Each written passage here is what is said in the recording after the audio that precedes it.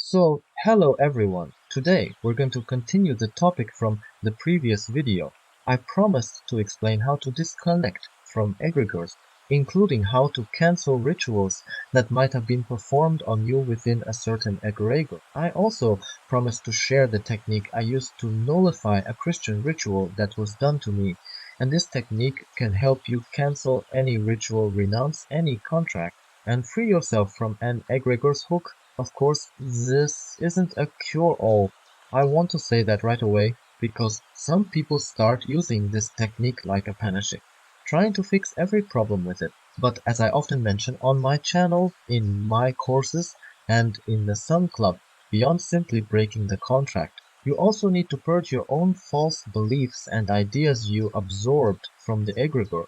You must cancel all of that in order to fully sever ties with a particular egregor. Before I begin, I'd like to respond briefly to some comments on my YouTube channel. I've seen people write interesting things like, Nadezda, you talk about these egregores as if they still exist, but they're already gone?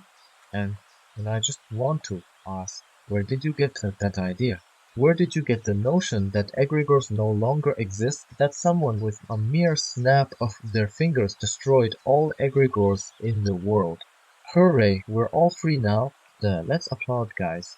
Oh, dear, do you seriously believe that? Are you trusting one of the biggest, most ravenous egregores that thrives on devouring people to have just magically disappeared?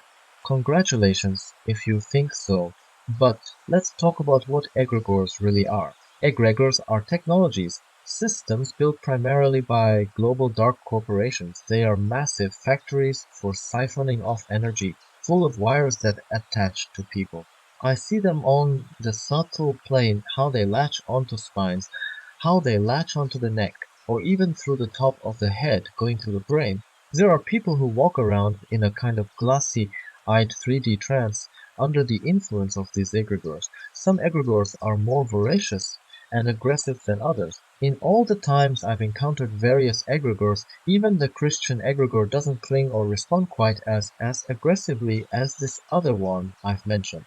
So please be cautious about what you consume, because information is food for our minds. If there had truly been a universal snap of the fingers that removed every egregore, a lot of problems would vanish. Headaches, back pain, fatigue. Egregores, more so than typical astral parasites, drain colossal amounts of energy. The Christian egregore, for example, drains right in the back between the shoulder blades, where the wings would be, as I call it. It pierces directly into your energy center near the heart spark. That's how it influences your spiritual core. Look around, everything is still up and running. Those huge factories that harvest humanity are alive and well. If someone tells you to just relax and ignore it because, oh, it's all gone. I'm sorry, that's not how it works. Whether you like it or not, we each have to work on ourselves. If you don't want to, that's your choice. But burying your head in the sand when the sand won't make the truth disappear.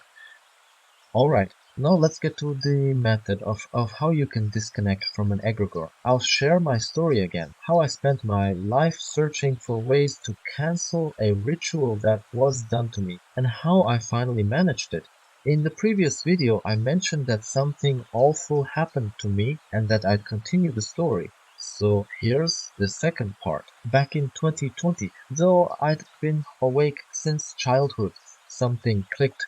I've said many times on my channel that I never really slept in this reality, and that my first early awakening happened when I was 11. Then at around 20, I had another huge wave of memories, the plus many other revelations. But it was in 2020 that everything fell into place. I realized we were captured here, and that I had known this, but now the realization was crystal clear and urgent, and I understood that I needed to do something about it. I also understood that part of something was to release myself from that Christian ritual I'd been bound by. I initially thought it would be super complicated, a big elaborate spell or ceremony. But when it finally dawned on me that I could simply say, I do not consent, it was a revelation. Like, really, is that even allowed? And that's when I realized the depth of the law of free will. It's not just some phrase. It's a real cosmic law. The universe itself will support you if you say, "No, I'm done with this." Reality is on your side. No one can force you into any ritual or code if you don't agree. As long as you willingly play that game, you remain stuck. But the moment you say, "I quit," it all vanishes because it's based on your consent. Of course, I was shocked, but I remember that night going to bed and telling myself I cancelled this contract. I cancel the ritual. I walk away from all of it. You over there with your egregor, stay away from me.